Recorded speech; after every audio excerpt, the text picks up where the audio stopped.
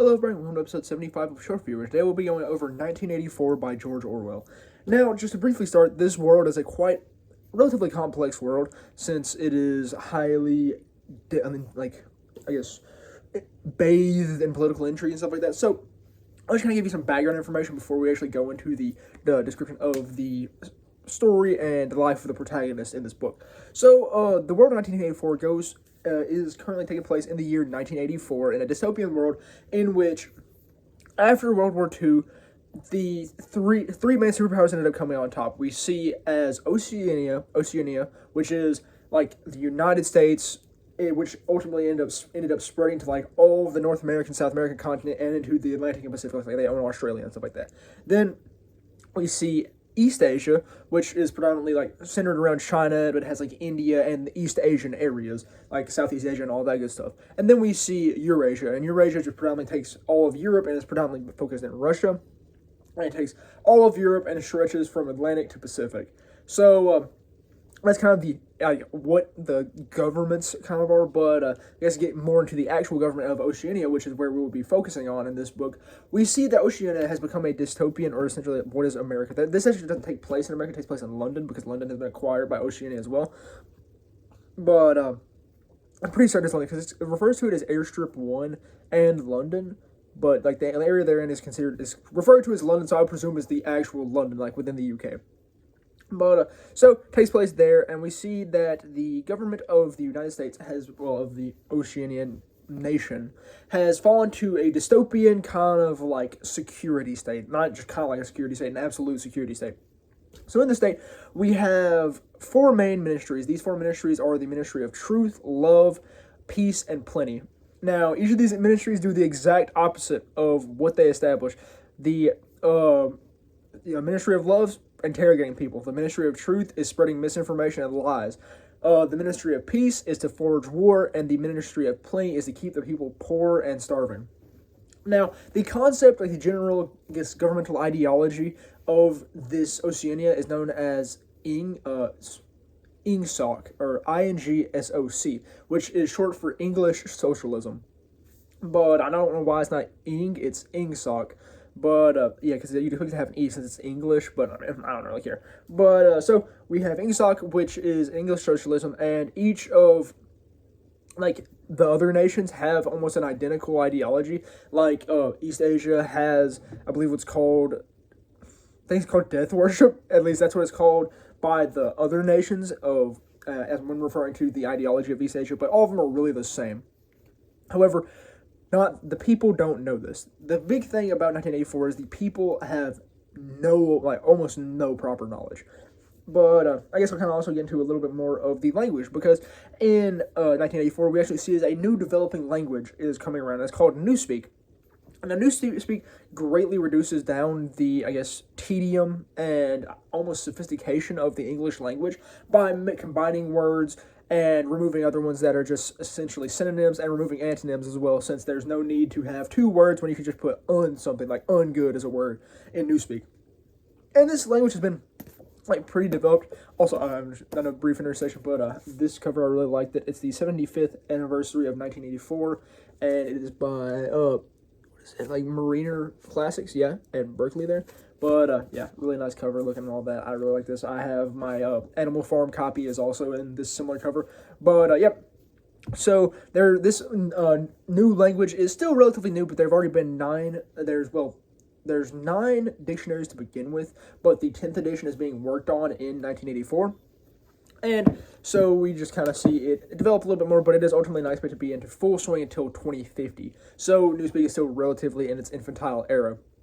But, yeah, so what ultimately ended up leading to the rise of this INGSOC and just the party as a whole, because the party is the head of the Oceanian government. Now, the party is no specific individual. It is a group of individuals, and they are, reigning under the guise of Big Brother. Now, Big Brother is perceived to be an actual person who has been there since the beginning of the revolution, which was, I believe, and it's not specifically stated when it happened, but it's presumed to have happened around the 1960s, with this happening in 1984, obviously. But, yes, so we have that, and Big Brother's a member from that, and they have, antagonists to this group, which are known as thought criminals. And these thought criminals often come from the party themselves. We see that Goldenstein, who is the main antagonist of the party, like they have in this, we actually get to see that they have a 2 minutes of hate, and they have a hate week. A hate week's more focused on like foreign nations, but the 2 minutes of hate is predominantly Goldstein, because they flash up a picture of Goldstein on these things they have called telescreens, where essentially they can surveil the public and also display stuff, but it's predominantly used for surveillance through visual surveillance and audio through microphones. But we see this, and the 2 minute hate against Goldstein. Now, Goldstein was a member of the party at the beginning, or we presume he was. We actually don't know any of this stuff definitively, and it becomes more difficult to kind of perceive what is real later on in the story, as I'll later regale y'all. But yeah, so we see this, and Goldstein is like the main antagonist of the party. He's like the antichrist to the party, and everyone hates him. Like I said, the 2 minutes of hate is just made to be like hoodlums and get mad at Goldstein. But we have that's like the main antagonist, and we just have other interworking abilities. Because what we have with the party is we have the inner party. Now, the inner party is like the higher ups. They're the ones who do stuff. They like work at the tops of the top pinnacles of the ministries in the party. And then we have the outer party. Now, the outer party member is like our character we have here, whose name is Winston. Winston works in the outer party in the Ministry of Truth at the beginning of the story. And these are kind of like not your plebeians, like not your lower. This is like your middle class. Your middle class often works in the outer party and works in the ministries. Then you have your proletarians, or your proles as they're referred to. Now the proles are your laborers who just do kind of things that live about, and they're not really highly surveilled by the party. The party predominantly surveils their own members and the outer party members, because the outer party members are often the ones who rise against the party the most. Now, what I mean by rising against is literally just thinking thoughts that are antithetical to the party or in opposition to the party. You are a criminal. Because in this, it is absolutely illegal to dissent against the party in any way. You'll either get forced imprisonment and labor for like 25 years or you just get shot. That's how it is. And as we see later on, it can be worse than that too. But we see as thought criminals are like highly frowned upon, though it is quite easy to be a thought criminal. And we see as many people have difficulty avoiding it. And also, the party has established like its own education system, obviously. And this education system is made to raise children to be essentially like little radical hoodlums. And they go about, or hoodlums, ruffians, whatever you want to call them, ne'er-do-wells, and they're raised to report any inkling of thought crime. So like we see as in multiple circumstances that are discussed, and if we get to see one itself with Mr. Parsons and his family, that the children are made to report on their families. They're meant to be little snitches. And they, in multiple cases, report their the thought crimes of their parents to the party, and they get sent off. And there's just a lot of odd stuff throughout this that we see. And, sorry. There we go. I got a little notification on my phone that was like, I don't even know. But it was a type null thing, actually. But yeah, so children are made to report their parents. No one can feel safe because anything they do and everything they do is surveilled. We see that even in living quarters, they have the telescreens and the microphones and all that crazy stuff. So I'll kind of get into the beginning of the story since we have all that kind of laid out and stuff. And I'll mention anything that I forgot once we're going through this. So we started off with getting introduced to Winston. Like I said, we learned that Winston works in the Ministry of Truth and he has dissenting thoughts. And in the first couple of pages, we see as he actually acted on this dissension by going and purchasing a journal. A journal is not allowed because personality is not allowed. Personality is quelled. I mean, personality is allowed, but it is attempted to be killed. Like, the party is attempting to make everyone drones. Like, one of the main things of the party is to quell, like, not necessarily heathenism, but humanity. They're trying to quell the humanity within people. Because one of their big things is attempting to annihilate sexuality. And they're doing this in a way to promote a society in which crime doesn't happen, but, hold up. So yeah, the crime doesn't really happen, but they're trying, okay, so, hold up. Yeah, they're trying to promote, I just got lost in my thoughts, but they're trying to promote prosperity and, like, peace by making people just, like, clones who are just focused on good morality, because bad morality is thought crime, and you're reported. But the problem with the sexuality thing is it makes people, I don't know, it makes them more lackadaisical. And it makes them more prone to falling in love with individuals, and love is antithetical to the purposes of the party. So they are attempting to quell sexuality and quell human emotions such as lust, desire, and things like that, because that gives a person humanity. And when a person has desire, then that is dangerous because they'll have ambition as well. And when someone has ambition, they're likely to overthrow the party. So they are attempting to quell this and make it to where sexuality is just a necessity done yearly between a man and a wife. But back to the journaling thing, we see as Winston purchases his journal, and he starts to write, and he starts to write his dissenting thoughts and go against the party. But he feels very scared in doing this while also being thrilled in the same way. And we just kind of see as he goes about his life and slowly writes more and more in the journal. And at some points, he's too nervous to do so and all that. But then we also get to see some of his work life. We see as in his house life, we see as he's helping people around his apartment, because all the apartments are standardized living because it's a socialist society. But everything's really standardized living, and he lives in an apartment that's kind of run down. Well, not kind of, but quite run down. He helps his neighbor like clear out the faucet and all that. He mentions how her kids are crazy and that she's probably going to get reported for thought crime here in a little bit. But we also see as he's at work and he runs into this dude by the name of O'Brien. Now, O'Brien is I believe he's like a larger man. I can't remember exactly the descriptor of him. But Winston gets the, inclination that he has similar anti-party ideas. So, as we see this, we just kind of see as Winston wants to go up and talk to him, but he's scared and he doesn't end up doing it. But we also see as he talks with other people throughout the party, we see as he talks to this one man who works with the Newspeak dictionaries, and we see as he goes off in a very intelligent discussion on the etymology of Newspeak, and we just see him talking about it and all of that. And Winston comments on this. He's like, he's a very smart man. He's very dedicated to the party, but he will be dead soon because he is too intelligent. It is similar to like communist purges in like China and stuff like that, where they purge intellectuals, or in Russia where they purge intellectuals, or really in any, really authoritarian society, because intellectuals are always some of the first to be purged, because if you keep the people stupid, then you can keep them controlled very easily. So we see this, and then we also get some background on Winston's married life, because Winston was actually married, is actually married, but his wife is gone now. He had a wife by the name of Catherine, and they had a very tenuous relationship because they did not love each other, and Catherine only saw her relationship with Winston as a duty, and so did Winston eventually, because he just couldn't handle it, and he grew very tired of her. And he actually regales us in a brief story about how he had an affair, and he just wanted to feel something, so that's why he went to this affair. And it was with like a really old woman too, which was kind of goofy. And it's explained, not in too much detail, but the old woman being old is described in pretty well detail.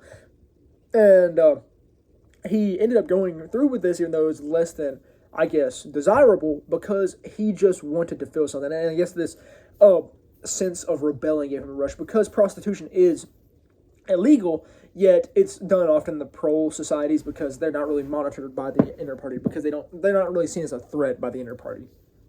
But yeah, so we see this, and he gives some description about how Catherine was his wife, but one day she ultimately ended up disappearing, getting taken away, and he never saw her again for multiple years. I believe it was between 10 and 6 years that he hadn't seen her at the point of 1984. But yeah, so we see this, and ultimately we see as Winston just kind of starts going more about, and then ultimately he's like, you know what, I want to go and visit the proles. So one day after work, after not having gone to the community center for quite a bit, which made him seem a little suspicious, but he was like, it'll be okay. So he ultimately ends up going and walking in the areas of the proles, like the slums, because he wants to learn about the world before the party.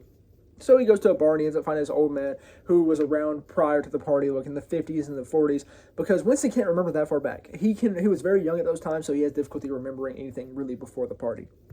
And this is this man, and this man really doesn't give him any good information. He learns some stuff, but he doesn't really get good information. And Winston comes to the conclusion that everyone who existed before the party has information, but it's not really valuable. It's not really pertaining to government stuff. It's kind of personal memories that aren't really of use to Winston.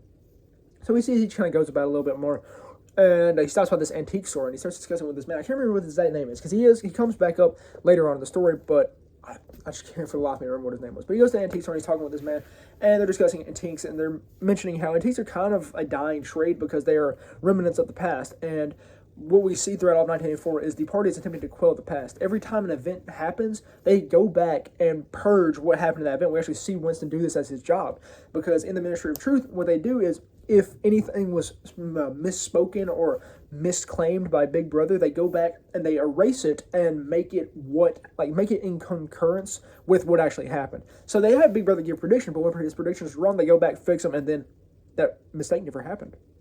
But so we see them talking about this and how because of this, or whatchamacallit, crap.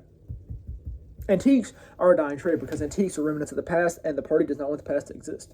So we see as Winston, in kind of a action of rebellion, ends up purchasing a little coral piece for his from the antique store. And we just kind of see that this antique owner kind of has some dissensionist thoughts as well. But then after that, as Winston is going home, he sees that he's being pursued by someone. And this woman has been making contact with him pretty frequently prior to this. She has been looking at him and kind of following around and all that stuff, and he notices this woman, and he presumes that she's a member of the thought police, and now that he is in this proletarian area, and he sees her pursuing him, he's like, the thought police have come for me. So he gets the big idea to bash her head in with a rock, but ultimately they ultimately come in contact.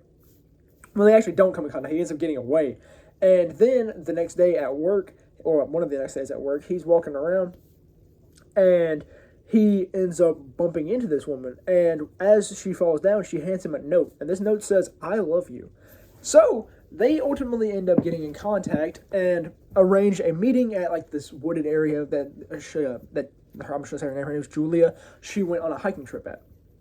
And so they end up meeting up here, and we see as they grow in contact. Now, I really liked this kind of little love story between Julia and Winston because it was very heartwarming, and it's just so it seemed like something that out of the soil of such doom and gloom that something kind of beautiful rose from it. And it was quite an optimistic relationship.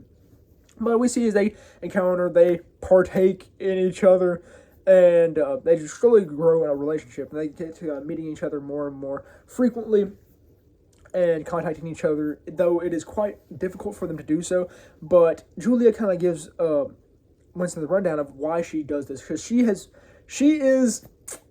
has virtues of a woman of the night, to say the least, because she's been around town, I'll say that much. And she discusses why she does it. She does it because it is rebellion with her own body from the party, because the party is against promiscuity, and she's going all out. So this is a rebellion of hers against the party. Though it's not actually mass rebellion and actual physical rebellion, she does it because it makes her feel like she's doing her job and making herself an individual by breaking from the party's norms and established rules. So after that, we just kind of see as they discuss, and Julia explains this to him, and we see how Winston discusses with her kind of the more, physical rebellion that he desires, but she's not a big fan of it, and just kind of loses interest. And we also get to see as Winston gives her a brief story of his mother. Now, his mother was a woman who ultimately was living by herself after his father had been taken away in the purges of the early 60s. They just took away a lot of the 30-year-olds and stuff like that because they had recent and good memory of the past. So it'd be difficult to change their outlook on stuff because they actually had physical and well-developed memory of the events of the past. While the children and the elderly had failing memories and the children had forming memories, so they couldn't really memorize much of it.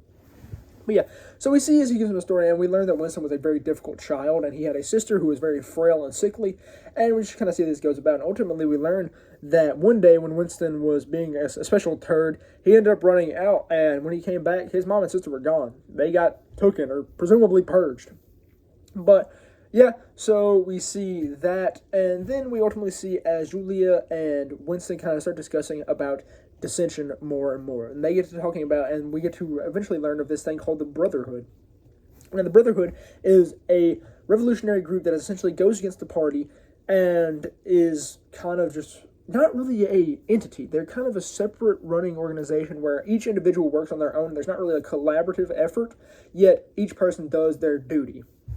Well, even though there's, like I said, not much collaboration or cohesion. But yeah, so we see this, and they go about, and they slowly get to discussing, and ultimately they come to the conclusion that they want to try and join the Brotherhood to rebel.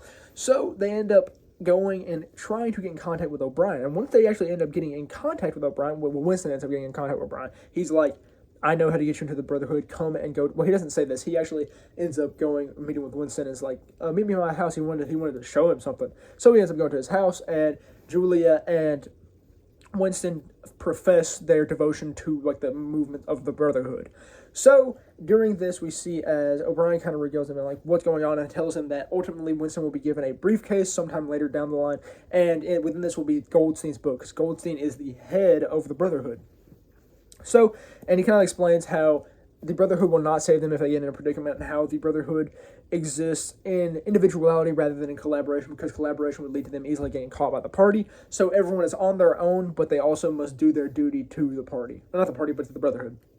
But yeah, so ultimately we end up seeing as Julia and Winston continue to meet more and more often, and we see as the briefcase is ultimately gotten to Winston, and Winston ends up reading Goldstein's book, and there's a lot of interesting stuff in this. We actually get some a lot of background and valuable stuff on the world of 1984, how everything works, why it works that way, why it was established, and there's a lot in there. So honestly, reading Goldstein's book alone, like the couple of chapters you get in here, would be just a good breakdown of the world. That's probably the best way to kind of grasp the world of 1984. But we see that, and then we kind of see he learns more and more. We learn that the world in Goldstein's eyes, he believes that the only thing that can really change the way that everything is going is by having the proletarian rise up, the proles rise up, because they are the largest entity by far in the world, because I believe they take up 85% of the population in Oceania, and if they could just grasp power and realize their own power they have and not continue to be quelled by the inner party and outer party, then they would ultimately rise up and change everything. However, that is almost impossible in the current life they live, because none of them really care about that, because they're all just kind of living their lives. They've never known really anything different, and as long as you don't know anything different, you never know what to strive for. When you just known pure, filth your entire life, you never know that cleanliness exists. That's kind of the concept. That's why the proles haven't risen up, because they don't know what they're missing out on. They've just known the existence and atmosphere, environment of what the party has established throughout their entire lives. But yeah, so this establishes within Winston a desire for the proles to rise up. But while they're doing this, we see as Julia and Winston are actually meet up again together above the antique store, because that's where their main meeting spot was after they meet in the on the trail area. They have ultimately ended up talking with the antique store man, and he has obviously expressed some anti-party ideas and desires, so he had allowed them to use that upper area to have their little meetings. And during this, Winston is actually, Julia asked Winston to read off the stuff to her, and he's reading it to her, and then suddenly it all goes to crap. The thought police get him. The thought police bust down, and they were actually reported by the antique store owner, because he was not some random old man. He was actually in disguise, and he was like a 30-something thought police officer. So, yeah, they get caught for thought crime, and they get taken to, I believe it's the Ministry of Love that they're in, and they get tortured, bad torture. And we kind of see throughout all this as ultimately it is revealed that O'Brien was also a part of the inner party. He was not a thought criminal. He was a part of the inner party, and they had set stuff within Winston's life to make him become a thought criminal. Not to make him become a thought criminal, but to see if he would, to test him, and he fell for the bait. They had been baiting him for 7 years, because they had planted a image of some other thought criminals in his life, which he just randomly found, and this had proved their innocence, and he then had the seed of thought crime sowed within his mind. And we just see this goes about, and they ultimately end up just heavily torturing both Winston and Julia. And O'Brien's main goal throughout all of this, because he's the one predominantly torturing Winston, is to break Winston's thought crime. What he's attempting to do is attempting to reform Winston into a good thing. That's what it's referred to as, individual, because they believe that, similar to that, if you don't reform someone and throw them back into society, then they will become a martyr, or they will not ultimately get any benefit from it. Because he references the heretics, the burning of heretics in the medieval times, because they were burned and ultimately they were martyred. That didn't end up solving anything. If they would have been reformed instead and spread the good word and not been, heretical all the way to the grave, then nothing would have gone wrong. And he mentions how all the way, even to this, as they walked to the gallows or to the stake, these people spread dissent, and that planted seeds in other people's minds. So, to keep this from happening, O'Brien is trying to reform Winston. And we see as he does this, like presumably electrical torture. He keeps turning up a dial and is causing Winston to like convulse and be in agony and stuff like that. But as this progresses along, we ultimately see as Winston ultimately breaks and snitches on anything and everything, even if he didn't do it. But the one thing he won't give up is Julia. And O'Brien even tells him that, yo, Julia has betrayed you. You can betray her. And he's like, no, I won't do it. And so we see ultimately as Winston breaks to a point where O'Brien's like, okay, I'll give you a little bit more leeway. He shows him how disgusting he has become after this too. He's emaciated, gray hair, missing a lot of teeth, very scrawny, like I said, emaciated. But he's looking rough. And ultimately, he allows him to recover. He ends up giving him some more food. Winston ends up working out, getting some more body muscle on him. And he just goes around doing his whole thing. Now, through all this, he is slowly going more and more, but yet he's still yet to betray Julia. And one day O'Brien breaks in and he's like, yo, because we actually see as Winston actually has a little bit of a breakout and he's crying for Julia at one point, and the thought police notice this. And so they have O'Brien comes in and he's like, you are not fully devoted to Big Brother yet, so I'm going to need you to come with me. So he ends up going to room 101. This room has been discussed a little bit prior. It's like the no bueno room. You don't want to go there. But we see as he goes here, and this room is used to break people through means that are not death, nor are they necessarily pain. They're meant to break them through fear and intimidation. So, through watching Winston his entire life, they have learned that he is terrified of rats. So what they do, they get 2 rats in a cage, and they bring it up to him. They're like starving rats. They're angry. They're fighting each other and stuff like that. They put it up to his face, and O'Brien's like, confess, even though Winston doesn't know what he's doing. And once he gets to screaming, crying, and all that stuff, and has him almost going to like dig through him, and then Winston just cries out, do it to Julia, not to me. That's what O'Brien was wanting. He was wanting full devotion to Big Brother, and he broke Winston with that. That's the final straw that broke Winston, and that's when he lost himself. And so with that, we see ultimately as the rats are taken away, nothing happens to Winston. And ultimately, Winston is reformed to the point where he's allowed back into society. He's given a new job in the Ministry of, I believe, Love. And he's allowed back into society. He's working around, but he doesn't have this dissension anymore. Actually, he runs into Julia throughout all this, and they go on a brief walk, and they discuss briefly, and they're like, yeah, I betrayed you. They both admit how they betrayed each other. They walk off, and they don't meet again, at least in the story. Though Winston mentions how he does want to meet again. But we see as Winston's kind of chilling in a bar where he's doing a little chess puzzle and all of that. And he's been, like I said, very broken. He's lost everything that was in his mind. And because, I mean, everything around him was fake. His life was essentially fake. And what he believed in the Brotherhood was fake. Only thing in his life that is an established thing is Big Brother and the oppressive control it has over him. And so we see as he's watching the TV, and one of the big things that happened in this torture was, okay, so at first, like within this book, I believe it was East Asia that Oceania was at war with. However, after a change in the war, it was there. They've been at war with Eurasia for all time. They've always been in alliance with East Asia. However, this ends up changing. Like I said, it ends up changing from East Asia to Eurasia, I believe. It may be the other way around. It doesn't really matter. It's just the establishment of a fact and then the ultimate change of it, having it be like definitive. It's been eternal. It's always been like that, or like so unchangeable. But we see this, and Winston is one of the things he continues to deny. Even through his torture, he's like, no, this is not it. And we also see that he continues to deny that 2 + 2 is 5 if Big Brother says so. He continues to support the arithmetic correct way that 2 + 2 is 4.